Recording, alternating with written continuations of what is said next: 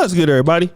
It's your boy, O'Shea Duke Jackson, back at it again with another episode of the Celebrity Junk. For many of you guys who know and follow Dr. Umar Johnson, many of you would consider him to be a black man full of no accountability. And that is exactly what I would think about this guy. He's just full of no accountability. He's always blaming somebody else when it comes to his situations.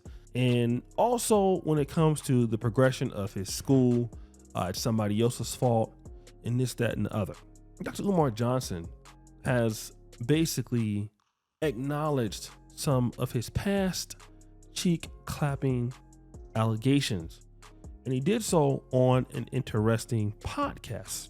And I think that it is important for us to check it out. Final question before we wrap it up. I saw something floating around, something about your daughter, potential daughter. That is my daughter. Okay, I want you to touch on that because I wanted you to speak on it from your perspective outside of just what's going on in the world. Well, I would say, not to go too deep because that's for sure. But I would say my situation is the perfect situation that young black men or any black man will find yourself in when you don't practice sexual discipline. Because see, when my daughter was born, I was happy to be a father and I was ready to be one. But I was told that if I didn't marry the mother, I wouldn't be allowed to be. You see? I went through that. Yes, that was a pregnancy for marriage. It had nothing to do with me not wanting my child. I was ready. I was hyped. I was happy. You feel me? Yeah. And I said, I want this baby if you're going to let me be a father. I said, I don't want to be going to no child support and I don't want to be going to no damn family court. And lo and behold, the very things I asked not to be subjected to, she subjected me to them. Yeah. You follow what I'm saying? Okay. And so, according to my daughter's narrative, her mother didn't share the truth with her. You felt her mother didn't tell her the real reason why I kept you from your father. And that was because I didn't marry her. That's deep. Damn. So with that being said, I'm looking forward to building that relationship with my child. I'm patient with her because I know it can be tough to have one parent tell you, this is why your daddy wasn't dead. And then for you to find out from your father, that ain't the reason I wasn't there. That's not it. She's the reason I wasn't there. Yeah. You follow what I'm saying? Yeah. So I know she's hurting because she love her mom. She loyal to her mom, right? Yeah. And I think she's ambivalent and conflicted because I think she feels like if I try to build a relationship with my father, It's going to affect. is my mother going to feel some type of way? One thing you should never do is make your child choose sides. Yes. That is not their business. Black parents got to stop making our sons and daughters choose who you going to be with because that's the situation my daughter is in. I know she wants me. You feel me? I know it. But if I reach out to my father and come back home happy, How mama gonna feel? how mama going to feel? She going to feel like she betrayed her mother. Yeah. Why should a child feel like I betrayed my mother just to build a relationship with my father and I'm a grown woman? Now, you see that, right? I want you to now see what Dr. Umar Johnson says. I'm not going to blame the mom. As a man, I'm going to blame me. Ooh, I should have been more sexually disciplined back then. that's a fact. You That's understand? a fact. I created the situation. If I didn't impregnate that woman, she could have never done that to me. So at the end of the day, we as men have to take responsibility because that. our demons, our bad decisions, our lack of sexual discipline is eroding the foundation of our community. These women who we're not committing to, they're teaching our kids to hate us. True. And that's our fault. What they doing is wrong. But if we never sowed the seed in the first place, we could have never gave them a reason to do it. And so now you got a whole generation of young black girls who hate men. Some of them going to get turned into lesbians because they've been indoctrinated by their mother, their grandmother, their aunts, and everybody else that black men ain't ish. So if we want to save the community as black men, the first thing we got to do is we got to start practicing sexual discipline. Why Puffy on trial right now? Feel me? Sexual discipline. Sexual discipline, bro. Now, this is important. First of all, because this is the first time that I've ever seen Dr. Umar Johnson acknowledge some type of accountability for mistakes that he has made or been in bad situations. I've never seen him do anything like this. And I just want to say this is a step in the right direction. But I want to also say this to black men. When I first came into the black manosphere community in 2015, it was a lot of black men that were disgruntled about the black community. I was one of them. A lot of black men that were disgruntled about our relationship or how black women viewed us or how we viewed them. I was one of them. All right. And the one thing that I failed to do in realizing all of these things is my position in all of this, my level of accountability in all of this. And when I would go back and forth in problems with women and things like this, and how I felt that I might have been getting used or whatever the case happened. Well, I chose that woman. There was a situation, man, I was dealing with a chick for like 2 or 3 years. And I hate to even admit this, it was like some long distance clapping type thing. And I never even clapped, right? I've been dealing with this chick for some time.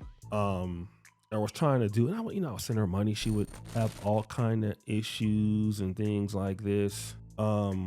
But then here is something that was interesting when it came to that. We were supposed to meet up. She was promising me the cheeks. I came to where she was. Then all of a sudden, she started acting like weird. When I tell you, when you deal with these chicks, man, it's bad. Like when you never clap them, and then, even if you met them before, they can always pull some situations that was strange. And I covered in a conversation before or a date that this chick really wasn't ready and was just trying to, drag this thing on. And then I was like, man, like, why are you wasting my time? Like, and then I thought about it, like, I'm the one that put up with this for that long. Like, as much as she was doing this, I'm the one that agreed to put up with it. And now that it doesn't work out, like, I have some animosity toward her, but I gotta also take the accountability for myself. And that was something that I didn't want to do until I thought about it. And the reality is, we are the ones chasing some of these. You want to call it runners, you want to call it 304s, you want to call it, women with bad vibrations, however you want to describe it. Usually, if you don't even deal with them, you have no opportunity to clap them, okay? There's not going to be any claptivities going on. There's not going to be any clap meetings going on, okay? There's not going to be any Clapathon Technical University enrolling. That possibility is not there if simply you're not dealing with them. If you're not going to deal with them, it's not there. The problem is you are dealing with them, and it is there. So once you're dealing with them, now it's all bad, okay? Now all of a sudden she put me on child support.